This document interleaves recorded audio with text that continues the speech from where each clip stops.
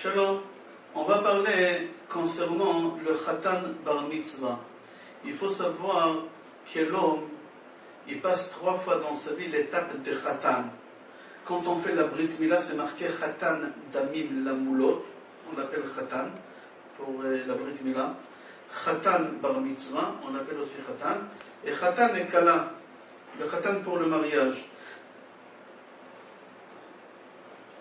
La blague de toutes ces choses-là, il faut savoir qu'une maman, jamais elle est heureuse au moment des fêtes, des familles, que ce soit mariage ou que ce soit circoncision. Seulement quand l'enfant il est bar mitzvah. Pourquoi?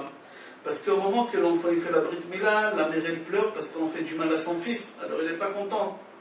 Quand il se marie, elle sait qu'il va partir, comme on dit chez nous, blabache, on ne sait pas quand il va retourner à la maison. Mais bar mitzvah, elle est heureuse. Pourquoi? Parce qu'elle sait qu'il y a une fête et à la fin, tous on va rentrer à la maison, même avec ce khatan bar mitzvah. Quand on fait la brit mila à un enfant, on fait la bracha à son père, on lui dit Keshem sheikh nasto la beri, comme tu as pu faire la mitzvah de la brit mila, car tachniso la Torah, comme ça il fera la mitzvah de bar mitzvah, la choupa, et à son mariage, ma'asim tovim. C'est une bénédiction un peu bizarre. Comme tu lui as fait la circoncision, comme ça tu lui feras le bar mitzvah et le mariage. J'ai entendu un rav qui a donné une belle explication. Il a dit, un enfant, quand on lui fait une bar mitzvah, il a des intérêts. On va lui acheter un costume, on va lui acheter le chapeau, il va avoir des enveloppes, on va le mettre sur une chaise et on va le lever. Il pense à ça tout le temps. Quelqu'un qui se marie aussi, il pense à beaucoup de choses, à la soirée, aux cadeaux, aux enveloppes, à la femme qu'il a pris, à la famille, etc. Ça tourne autour des intérêts, bar mitzvah et mariage. Mais une seule chose qu'on le fait sans intérêt, 100%, la mitzvah, au moment qu'on fait la brit mila au bébé, le bébé il pense ni aux enveloppes, ni aux cadeaux, il pense à rien, à la mitzvah à 100%.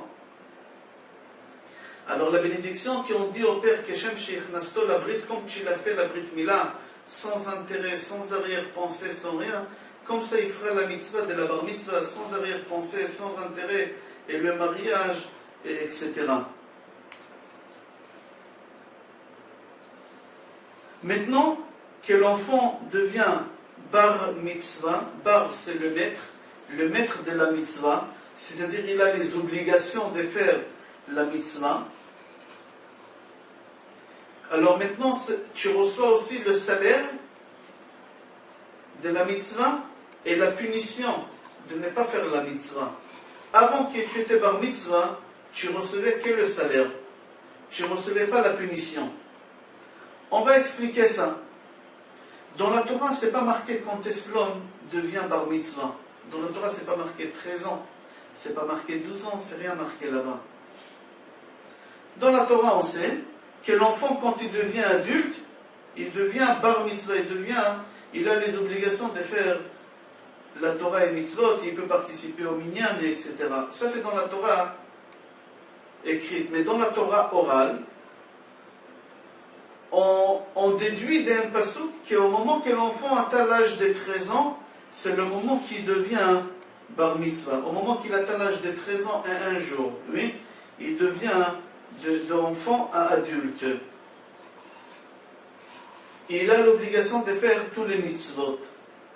D'où on apprend ça? Dans le prophète Ishayahu, chapitre même Gimel 43, Pasuk Chaf Aleph 21, c'est marqué Amzu yatsarti li teilati yesaperu. Amzu, Zou, la valeur numérique de Zou Zain Vav, c'est 13. D'ici, on apprend de ce mot-là de Zou que l'enfant, quand il atteint l'âge de 13 ans, il doit yesaperu. Il doit raconter le louange d'Akadosh Baruch Hu de Hachem.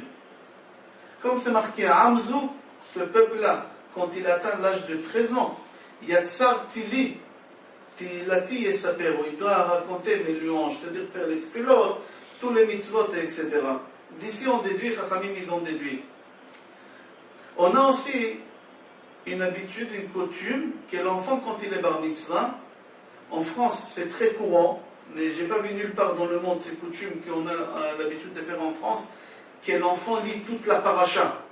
Le pauvre enfant, 6 mois, 7 mois avant, ou 4 mois, ça dépend de l'enfant, on le fait ramener chez un rave qui lui apprend tous les ta'amim et qui doit lire, il a un stress énorme pendant ces 6 mois, 7 mois, et au moment qu'il doit lire la lecture de la Torah, etc., de lire toute la paracha.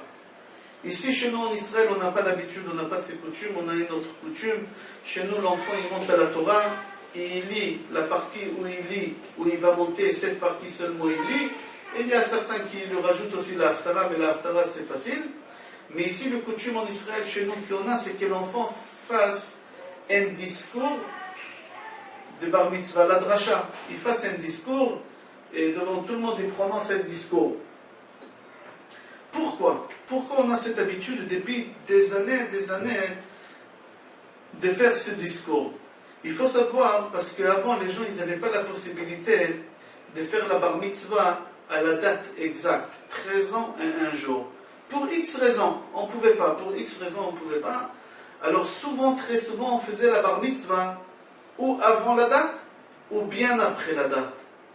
Et comme il fallait appeler cette fête qu'on faisait Seudat mitzvah, le repas pour la mitzvah, mais quelle mitzvah? Il n'est pas bar mitzvah aujourd'hui. Il était, ou il sera, c'était pas la date exacte. Alors l'enfant, il disait des Dvar Torah.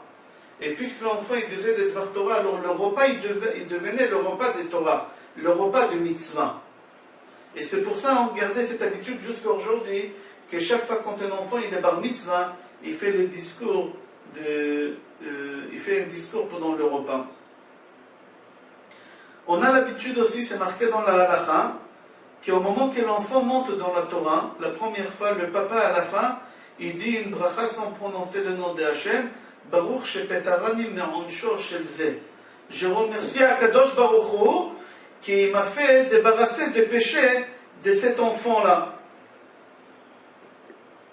Pourquoi? C'est quoi cette coutume? Parce qu'on dit que tant que l'enfant il était petit, le papa il avait l'obligation d'éduquer son fils. Et si l'enfant il ne faisait pas la mitzvah, on disait la responsabilité venait sur le père. Pourquoi la responsabilité venait sur le père? Parce que le père il a l'obligation de l'éduquer. Alors c'est lui qui prenait tous ses péchés, c'est-à-dire toutes les punitions. Maintenant que l'enfant est adulte et grand, l'enfant est responsable de ses actions. Il doit s'éduquer en lui-même. Le père, il n'a pas cette obligation. Alors à partir de maintenant, ce n'est pas le père qui prend les péchés, c'est l'enfant lui-même qui prend les péchés. Parce que le père, il n'a pas encore les obligations qu'il avait jusqu'à l'âge de 13 ans et un jour.